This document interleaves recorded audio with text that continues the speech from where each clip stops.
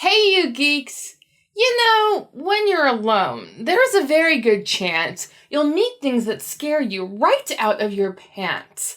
And when you're on the road between hither and yon, you'll meet things that make you not want to go on. Anyway, I'm waxing poetic to avoid all the spoilery thoughts I have to say about chapters 31 and 32 of Wind and Truth. Full cosmere spoilers up to that point, starting right now. Of Spren.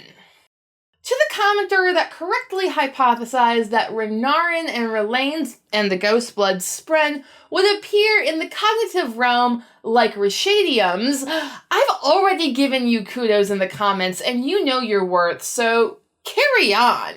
One clarification, instead of appearing after like a Spren of Honor, it's appearing before. Now, that is very cool and odious, but beyond aesthetic, we've seen Sanderson use things like ATM shadows before to create weaknesses within close range combat, and I'm curious to see if it'll come up again, like the Ellen Venture cosplaying guards. Also, kudos to you in the comment section who had correctly hypothesized that Oathgates were run by giant ink spren. This now bit of information retroactively foreshadows why an ink spren would be interested in joining sides with Ja-Anat. Though, as Renarin points out, practically any spren may be interested now. Ja-Anat can make any Order of Radiant save Bondsmith, assuming the Spren are willing, and a lot of them are, Shallan. She offers a different option, a third option. So it's not too surprising that a cryptic, a lie Spren, as they are sometimes called, would want to investigate the truth or lies behind this third option. Though this cryptic, unlike Gliss, has maintained their ability to give their radiant light-weaving powers in the conventional sense. The last thing I am very concerned about with Spren is that Gav seems to dislike them all, which is understandable for a victim of trauma that he is, but highly concerning. I do hope that his conversation with Navani has helped to soothe that trauma a little bit. It makes everyone's lives better, Navani said. The tower is doing that for us all, not only for kings and queens. It is good, Gav, I promise. Gav said, I really feel it. The tower is alive. All things are, she said, whether it's the cup you drink from, the home you live in, or the air you breathe. All of it is part of this world, given us by the Almighty, and everything in this world is alive. It is one of the ways we know God loves us. Parts of my brain relishes in how beautiful this conversation is and hopes it's that one good memory that Gav can hold on to before he inevitably goes off the rail on his killing spree with Lift. On the other hand, I am very concerned about all the possible ways it could also be misconstrued. For example, Navani neglects to mention that just because something is good doesn't mean it's safe. After all, he's not a tame lion. And we don't even know if the Almighty is good. Heck, Navani and Dalinar just disappeared via Spren, basically, to go figure that out. And how will Gav respond, I wonder, when these Spren have taken everyone he loves far away? Let me know your thoughts down in the comments. Of Stone. So nice of Sanderson to have casually dropped exposition via wit to explain the innocuous enough reason for the Shin to worship stone. Rock from Ashen, Wit said lightly, like those carried by your ancestors to this world during their migration. They were fragments of a holy site on your homeworld, but stones themselves took on a kind of mystical lore by association. That sort of thing happens when the world undergoes repeated cataclysms and society gets knocked back to the Stone Age a few dozen times. Some 7,000 years later, everyone in Shinovar worships rocks and has no idea why. I'm glad that the stone worship isn't completely originating from an unmade. Rather, this simple explanation gives a way for the ancient Shin to have revered and worshipped rocks while also being functioning knights radiant. Though Zeth refers to his Urithiru as stones unhallowed, which is why he could walk on them, I think that the absolutely no walking on stones thing is a more recent development, where just like how the Dark Eye social strata and all of Vorinism also only came about recently in the last 2,000 years of Rosharan history. This doesn't answer the question, however, of how the Shin were, after Aharietiam, still a functioning member of the Silver Kingdoms, while also keeping the secrets of the Heralds and their honor blades. I hope Kaladin and Zeth investigate this mystery when we hopefully return to Shinovar next week. Ostrich. By having Renarin's POV as he gets hooked into one of Shallan's crazy schemes while also suffering from sensory overload of the living light and shadesmar of Urithiru, it makes sense why he's skeptical of Shallan's schemes, whereas we, the reader, who have also had her perspective on the situation, understand the pattern to the madness, as it were. So I can sympathize with Renarin here. Or maybe we shouldn't be involved at all, Renarin said. What if by meddling we lead her to be freed? All the effort we took to lock away the thrill, someone took that effort and more to lock Mishram away. If she's in the spiritual realm, maybe your enemies can't find her, Shallan. Maybe the prison is strong enough. You know, I had Yasna pegged as the conscientious objector to releasing Mishram, but her stone-cold logic in my head was a lot less whiny than Renarin sounds here, and a lot more like Jack Sparrow, Captain Jack Sparrow. We can release Calypso, and we can pray that she will be merciful. I rather doubt it. So, though I can see his merit, I find Renarin's whiny attitude super annoying right now. And it's all the worse that he is totally right and justified at the end that following Shallan's instincts blindly lets them walk right into a trap. But the important thing is that we're safe from the Fire Nation. Espionage. So much happening at the end of this chapter so quickly. I'm gonna do it my best to pull it apart thread by thread.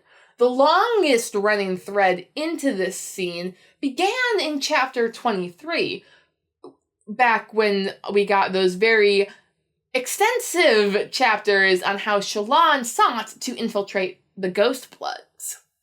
"You can do this," Vale whispered. Her heart still thrummed like listener war drums. She was going to enter the enemy stronghold, alone, and could not use her powers. But it was the only way. What did you do when there was a guard watching for you? You became the guard. Thus, her infiltration provided excellent setup, not for the successful completion that we witnessed last week, and I was kind of relieved and disappointed by, but rather the excellent payoff of now hearing it being turned on her and having instantaneous understanding of everything the Ghostbloods had done without seeing a darn thing. Oh no, Vale thought. Remind me, what do you do when there's a guard watching for you? Storms. You became the guard. All of those chapters of me waiting for Shallan's plan to fail spectacularly has finally paid off. Now, I suppose it's a demonstration of character competence to have her succeed for a short while before the tables are turned unexpectedly and utterly. For the Ghostbloods also rely on the interests of Spren in order to create a further diversion once they seem to be caught. You haven't asked, Yatel whispered from the corner. What happened to the guards whose places we took? They're being held at the base of the pillar where you arrived, Yatel said. As insurance, they will be executed unless I give a signal, or you get to them first. Both Windrunners dashed away, their Spren following. Windrunners, Yatel said dismissively. So easy to play with. Yeah, the Windrunner 4th ideal is super hard to achieve, and I suppose Isaac Stewart also wanted to be known not just for his artistry skills, but for also having failed to achieve that ideal up till now.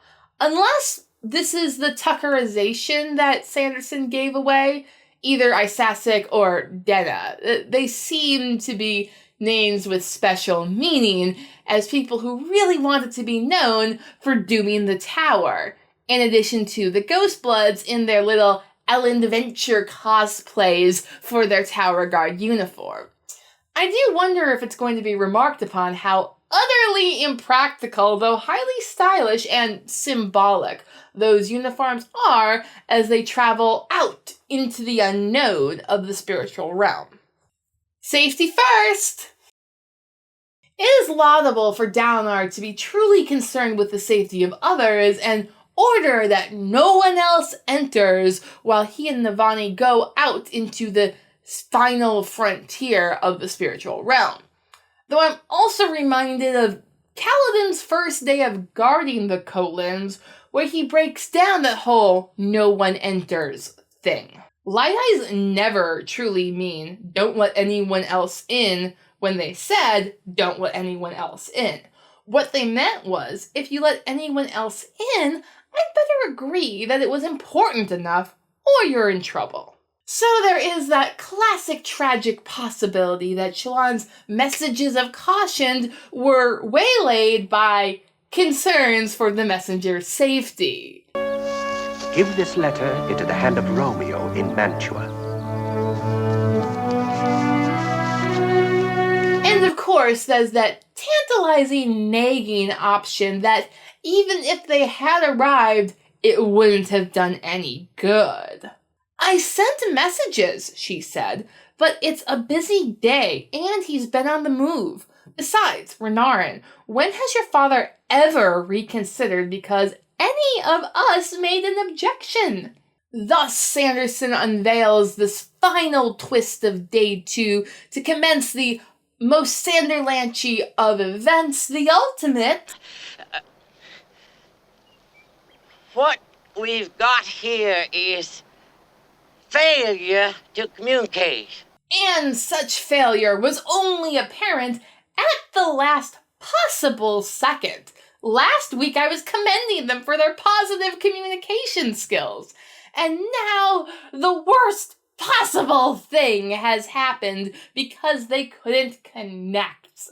To which I say, finally, stare to the sky.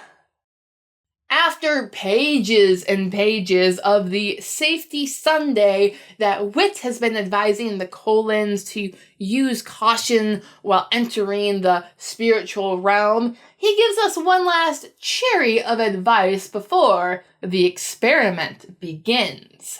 If you go into the spiritual realm without some kind of anchor or guide, there's no telling what you will see. Events that you think about that are a focus of individual or collective trauma or passion are most likely, but really, it could be anything. Late Night Jackie to say I was just surprised that Wit told Dalinar and Navani to step into physically the perpendicularity. Like, hadn't he heard his own safety lectures on the topic? Perhaps he was counting on Dalinar to keep the perpendicularity open the entire time, as he could do, especially in the tower. Every step of a tragedy must either be reasonable or inevitable, and this seems like it's supposed to be reasonable? I guess it was working for a little bit. It was working! Dalinar could feel the vision begin to form, slowly at first, as if the spiritual realm was resisting. He and Navani pushed forward, as through a thick tar, holding hands, trailing cords of light to connect to the physical realm. But, of course, it could not work for long. This is a tragedy, and Chekhov's anti-light knife, planted so conveniently earlier that day, had to get fired into the heart of Dalinar's perpendicularity. Then, behind them, something snapped. Their connection to the physical realm vanished, and something came rushing towards them. Power, wind, and screams. And now that we're here, there's no telling what may ensue, with a cat such as me and a thinker like you. Take a tip from the cat and hold on to your hat, 'cause this ain't Mother Goose. Thus, Sanderson has pulled off the first great twist of Wind and Truth, surprising even me to a certain extent, even though I was expecting something like this to happen since Cultivation showed up. But I was relying on fourth wall breaking literature drama recipes, whereas the question for tragedies and twists succeeding is really, do they make sense in world? Now, I've already commended Sanderson for the setup on his side with the Ghost Bloods, but what about Dalinar and company? Well, we've seen Dalinar open perpendicularities before, and we've seen him enter visions before, though he hasn't had to step into a perpendicularity to get a vision before. He's always had the Stormfather to act as ongoing perpendicularity bridge between the three realms. Dude, and the Stormfather ain't here now? I guess this requires Dalinar on some level to get rather physical with the spiritual realm. Next, I want to point out that Sanderson made a big deal about Navani recognizing the tones and her hearing them as far back as the beginning of Rhythm of War when a perpendicularity opened. If there was a first step to getting them out of this mess, it will be contingent on Navani being able to play the tones of Roshar. You know your path, child. Now follow it. Then, lastly, and most crucially for this tragedy, the perpendicularity needed to collapse, which we've seen happen before when Nightblood ate Dalinar's perpendicularity held open by Ishar. Apparently, the Ghostbloods have also seen it happen, although Mraize not firsthand, and that's a bit disturbing because only the Windrunners and I guess Ishar's folks were there to witness the event. Anyway, it occurs to me that did Vasher and company, by giving Nightblood the command to destroy evil, actually give the endowment light that invests Nightblood the intent of anti-endowment, making Nightblood an anti-investiture blade of sorts. Because really, what could be more anti-giving endowment than destroying? Which would also explain why Vasher was able to just whip up a sphere of anti-honor light for Gavilar on the fly. Oh! So, even with the stretch of why Wit thought it was a good idea to step in there originally, everything else holds up on its own logic, and no fourth wall breaks are required to understand why everything went perfectly and terribly wrong. I am very happy because all of those precautions that had single-handedly wiped out all of my predictions from day one are finally back into play. Way back, I was moping that Wit just connected his Silverlight watch to Dalinar's, meaning that Navani wouldn't have to make a magic compass after all. Now that connection is severed, and Navani is going to be stuck in the spiritual realm with a rock from Ashen, a watch, a desperate need to survive and escape, so the right stuff, and more importantly, skills. Skills? Yeah. You send them out into the wilderness with a pocket knife and a Q-tip and they build you a shopping mall. Suddenly, Sanderson's decision to write Isles of the Emberdark as the side project to Finishing Wind and Truth makes so much more sense. Not to mention, the Ghostbloods actually succeeded in dragging Shallan physically into the spiritual realm, which means even my most crazy ideas are back on the menu. And despite all the chaos at the end there, Sanderson slipped in confirmation that Lift was waiting in the wings. Those two souls over there, might they be spying on Father and Navani, Renarin said? Could that be them? These two souls. They seem to be hiding in an air duct. And what is that green spot? Pattern said. Cultivation Sprint. That is Lift. Since Shallan was clearly in a state of panic at this point, I'm gonna let it slide that she had learned in Oathbringer while also in a state of panic that to identify a spirit flame in Shadesmar, one merely needed to brush up against it to get a quick survey of their thoughts and sense of identity. But since this drama lasted only a few lines and it was quicker this way probably, I'll let it slide. But now we're doomed to wait weeks until we can discover if the Lift will be called on or take it upon herself to journey again into the spiritual realm to save Dalinar and embrace her inner gifts given to her by cultivation. Let me tell you something, Bolto. A dog cannot make this journey alone, but maybe a wolf can. I'm assuming the other human soul in the vent is Gav, who has now escaped from his governess a disturbing number of times this day. Maybe she's negligent or just far too trusting of any old Radiant or young Radiant will do. I am most eager to hear your thoughts and theories down in the comment section below. Please like, share, and subscribe if you want to see more. Thanks for watching. Bye!